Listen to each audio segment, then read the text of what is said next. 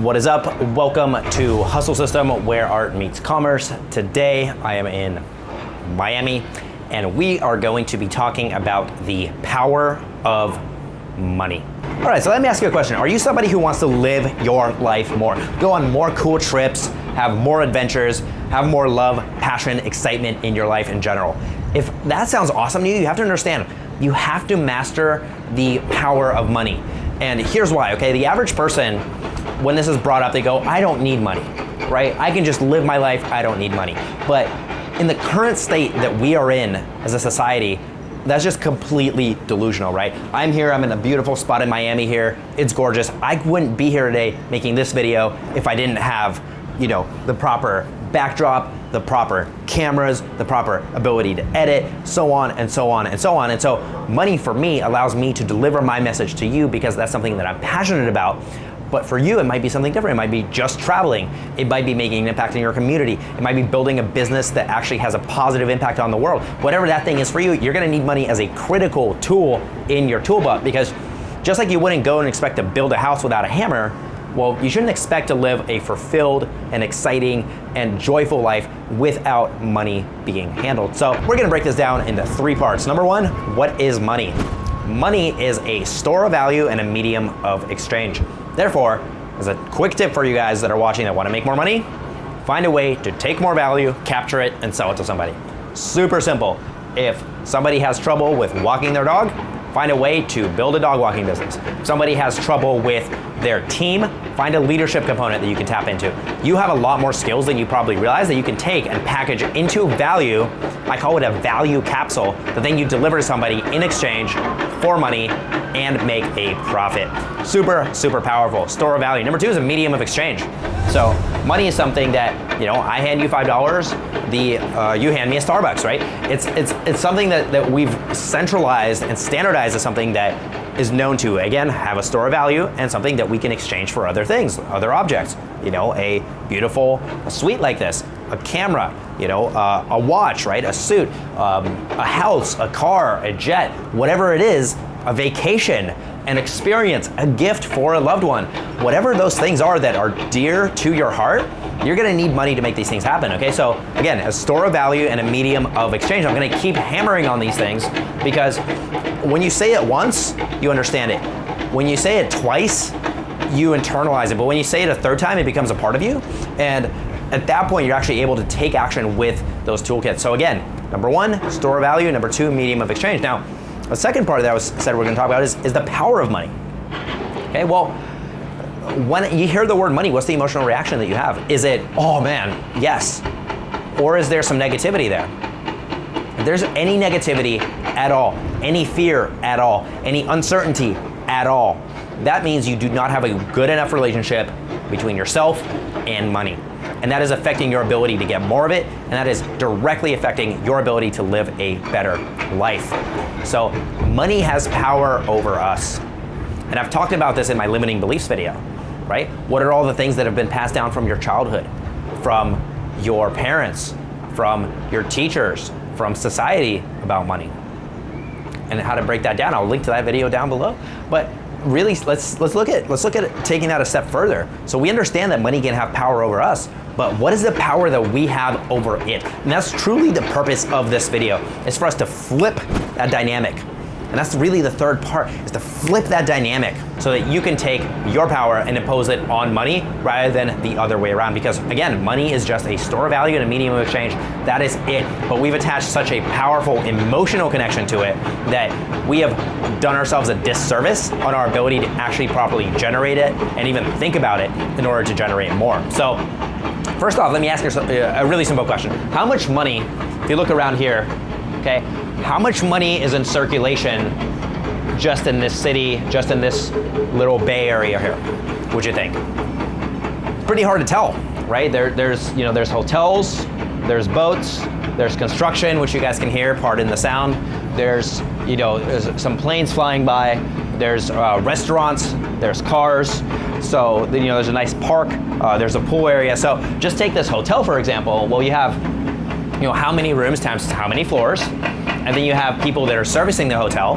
You have people that are responsible for owning the building, owning the hotel. The actual business inside the hotel may or may not be the same business that owns the building for the hotel.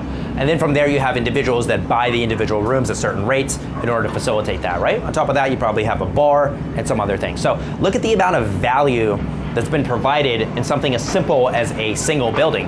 And to really master this, I need you guys thinking on these tangents. It might be a little bit esoteric at first, but I need you guys asking the really hard questions of what is the value that something brings to my life? Take, a suit, right? Why is a suit $2,000? Because it's got a certain amount of value that it brings. It represents $2,000 worth of value to me. So it might be, you're sitting on a $10 chair. Well, why is that chair $10? Let's really ask ourselves these hard questions. Why is that chair $10, but some other chair in a boutique gallery might be several $1,000s? Why is it that to stay at this hotel might be a certain price, but to stay at a smaller one down there might be another price? It represents a different store of value to an individual. And if you want to really break yourself out of this scarcity mindset, or if you're already breaking out of it and you just want to get better, really start to lock in what value you are placing on the things that you already have in your life, right? So what is the true monetary value of, let's say, your car? What is the true monetary value of your house? What is the true monetary value of your wardrobe? And start to really quantify this in a very logical manner. And then start to pay attention to what other people place value on, right? Let's say we go out to dinner and we spend several $100 or $1,000 on dinner for two people.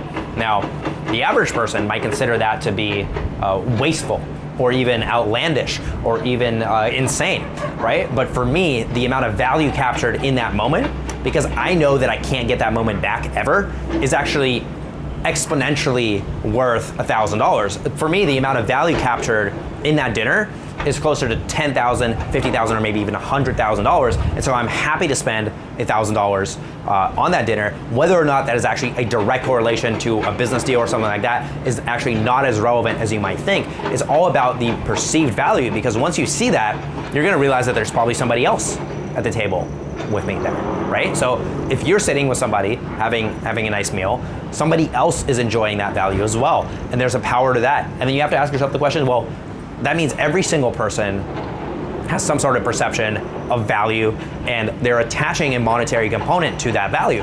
And then all you have to do, guys, super simple, all you have to do is reverse engineer what those things are that people attach a high value amount to, and you have to find a way to attach your skills to something that relates to that. So take, for example, make money online, right? We teach make money online. Well, of course, everybody wants to sit with a laptop in Bali and print money. Everybody wants to do that. But what is that really worth? The average person thinks, well, that would be great, but they're not willing to attach a high enough value to it, right? Whereas other people are saying, that would be worth $10,000 up front to me. And so they attach a monetary value, and as a result, they take the action, they actually get the results, and guess what? They don't get $10,000 worth of value for it. They get the value of all the freedom, all the extra days of the beautiful sunsets. Like, you can't put a price on that. So the value is really so exponential to anything that I spend. Every single dollar I spend, I try and get exponential value on that dollar, right? That's the way that I think. It's not really about saving every penny or being penny wise, dollar foolish. I don't really think that way. The way that I think is, look, we're in a marketplace. We've got billions of people on this planet. So if you're somebody who can't figure out a way to make money in this climate, you're gonna have serious issues further on. So the way you need to think about it is, number one, what are the things that I place value on? Number two, what are the things that people around me place value on? Number three, what are the things that other people outside of my social circle place value on? What are the most high leverage items on that list? What are the most high leverage, I'll give you an example, okay? Let's say I had a cure for cancer. Let's say, God forbid, there was some situation where, a loved one of yours had cancer and I had the cure for cancer. Well, all of a sudden that cure for cancer, the value is exponential, right? It is it's completely infinite relative to any sort of monetary gain you get, because you're attaching a value to it that's so great that it's not even perceived by the imagination in numbers, right? It's an emotional component of, look, I love this person, I want to keep this person in my life, I will pay anything, right? So at that point, if you saved $5 on a Starbucks, it doesn't really matter. So And if that Starbucks makes you feel good, you should actually do it, because if you're getting, $50 worth of emotional value on something, you should spend the $5. Like, just spend the $5, get the value, get a cool jacket, get some cool shoes. Like, don't sweat the small stuff. But what you should be asking yourself is, the people in the marketplace, what are they putting value on? Right? People put value on different things depending on where they are. For some people, it's luxury items.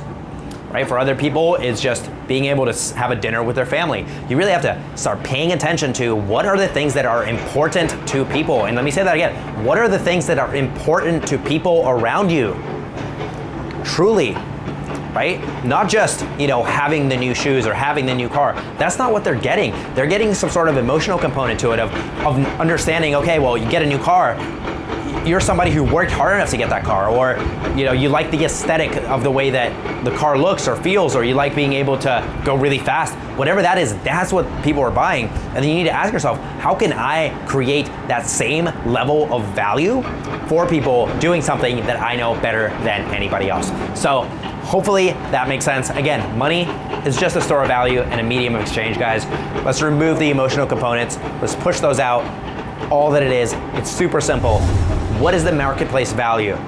What is important to people? How can we take our skills, attach it to that value, and sell it? This has been Mikhail with Hustle System, where art meets commerce, and I will see you in the next one.